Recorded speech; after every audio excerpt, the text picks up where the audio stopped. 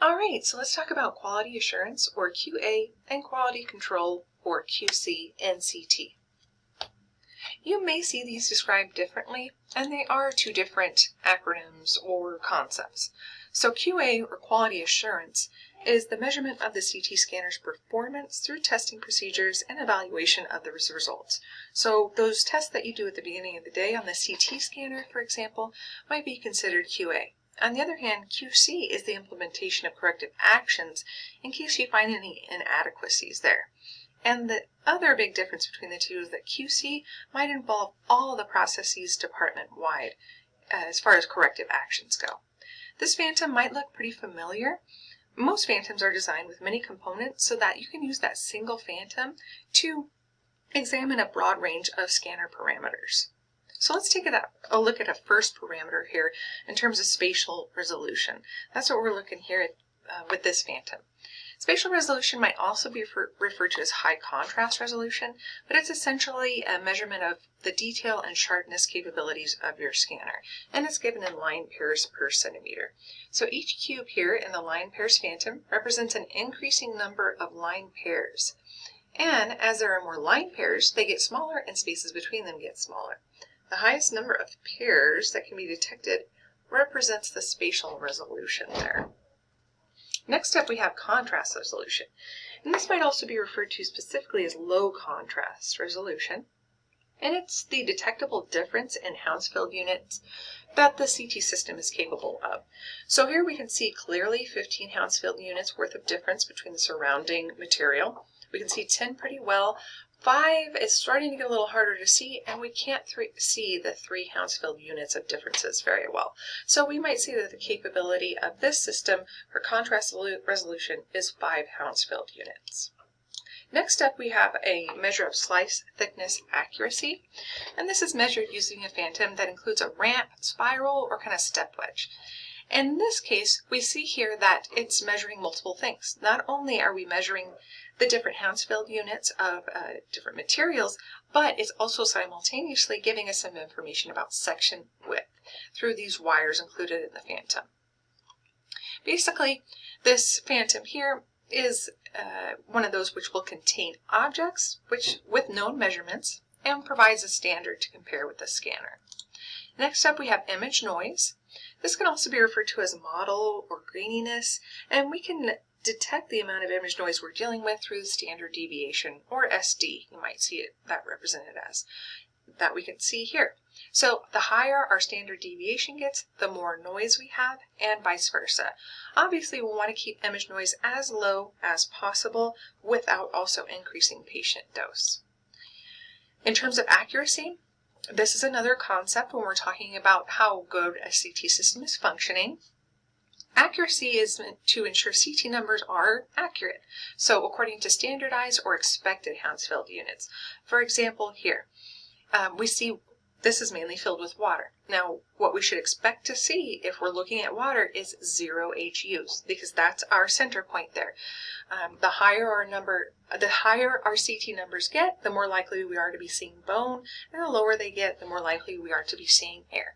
So basically, if we put an ROI here around water, we want to see 0 HUs. If we see 0 HUs, then we know we have some good accuracy going on with our system. Linearity is kind of a nice word to use. If you take a look at the word line within linearity, you can think of this line that we have based on plots between CT number and attenuation. Basically, we want to know how close attenuation properties are compared with the CT number. So basically, as our attenuation increases, our CT number should also proportionally. Meaning that if we have bone where there's a lot of attenuation, we should have a high CT number. In this case, there are some different materials here for measurement, and what we want to see is a pretty linear line. So, we have water, and then we have another material. When these are all plotted together, we should see that nice line. Next up, we have uniformity.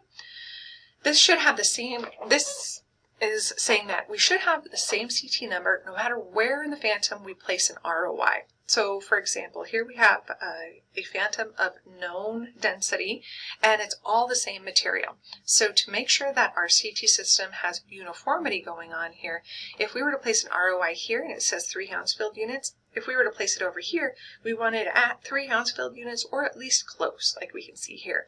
Likewise, if we put another ROI over here, we would hope to see around 3 Hounsfield units. If we don't see that, we may have a problem with our system there. And that's when, as QC suggests, we need to implement some corrective actions, for example. All right, let's move on to artifacts. So beam hardening artifacts. We know that we can harden the beam by filtering it, or basically increasing the number or overall energy, basically, of our X-ray beam. So the more lower energy X-ray beams we get out of there, the higher overall energy of the X-ray beam is. So here in CT, beam hardening artifacts manifest as cupping artifacts, or as dark bands or streaks, like we can see here. In fact, this is specifically called a Hounsfield bar, between dense objects and the image.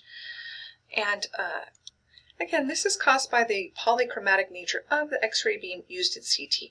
So as an X-ray beam passes through an object, lower energy photons are preferentially absorbed, creating a harder beam that cannot be adjusted for by the system.